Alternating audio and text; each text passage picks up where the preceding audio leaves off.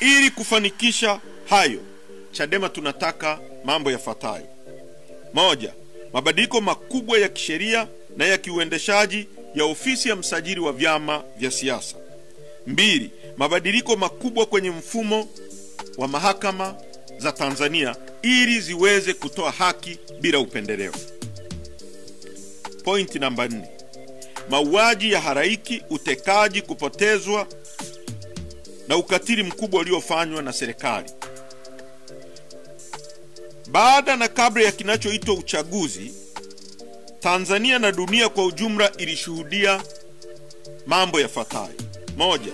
Mauaji ya halaiki ya zaidi ya watu 2000 na majeruhi zaidi ya 5000 kwa muda wa wiki moja tu. Kuongezeka kwa wakimbizi wa ndani na nje ya nchi. 3.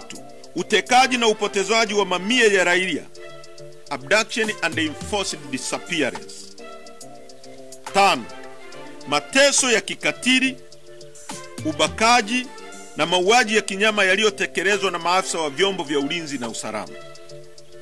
5. Ushiriki wa vyombo vya ulinzi na usalama kufanya matendo ya kihalifu dhidi ya binadamu, ikiwemo mauaji ya raia, uporaji wa mali binafsi za watu na ukamataji holela ulioendana na utesaji. Sasa, Chadema inataka kukomeshwa mara moja kwa operesheni zote za utekaji, mateso, mauaji na upotezaji wa raia.